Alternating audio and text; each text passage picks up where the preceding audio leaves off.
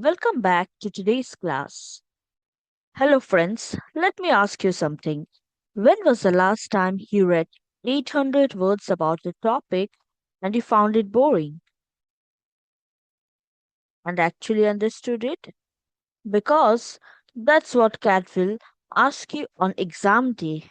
Dense, unfamiliar passages under time pressure with no warning about the subject.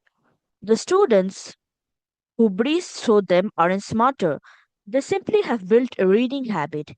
In this video, I will show you why daily reading is non-negotiable, where to read from, and a 30-day plan to rewire how you process text.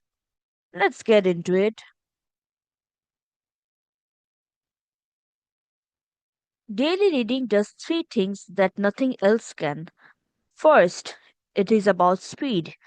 When you read regularly, your eyes and brain learn to absorb a 5 to 600 word passages in just 5 or 6 minutes without rereading.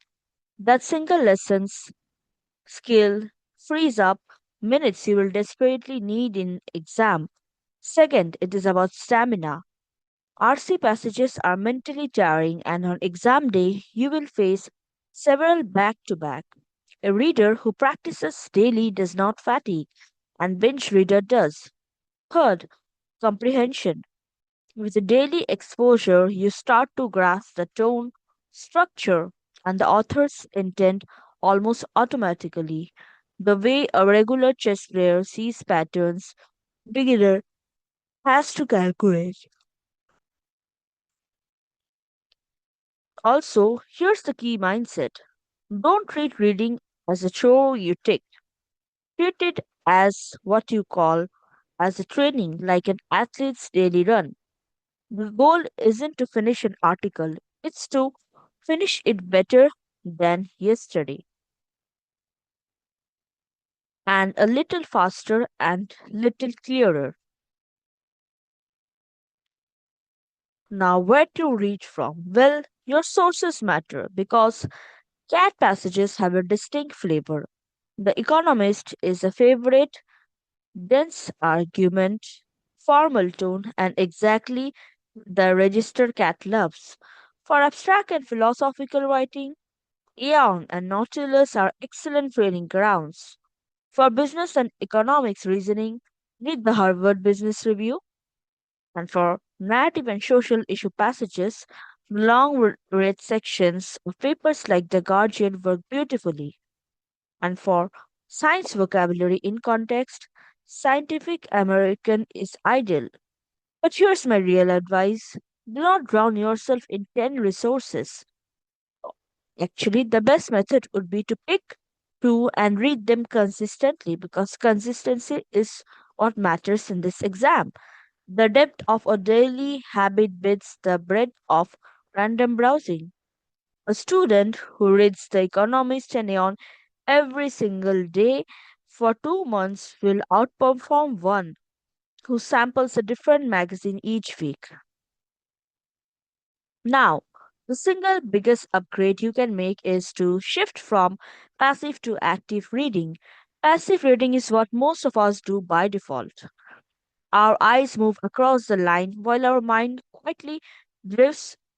We reread the same sentence three times and we read the end with almost no memory of what we read. We react to individual words instead of following ideas.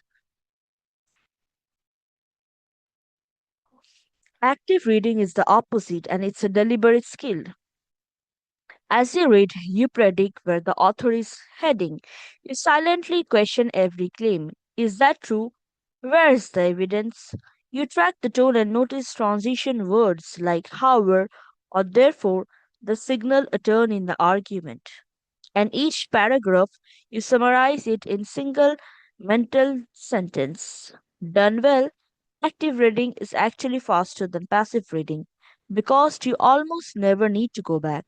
Let me show you on a short paragraph because in the upcoming classes, that is what we are going to do. Also, active reading pairs with light and faster note making. I stress light. These are mental hooks, not essays. There are four things worth marking. Well, the first one is the structure, where the argument turns or where a new subject topic begins, or you can say subtopic begins. Two, tone. Capture the author's attitude in a single word that is critical, neutral, hopeful, and as well as skeptical. Three, keywords. Because you have to mentally circle names, dates, and contrast markers like but, however, and although, because questions cluster around them. 4. Gist. Hold a one line summary of each paragraph in your head. In a digital exam, you won't physically annotate the passages, so this note making is almost mental, which is exactly why you must rehearse it now on paper until it becomes automatic. By exam day, you should do it without conscious effort. Now, let's turn all of this into a concrete plan. Your 30-day reading challenge. Every single day, do four things.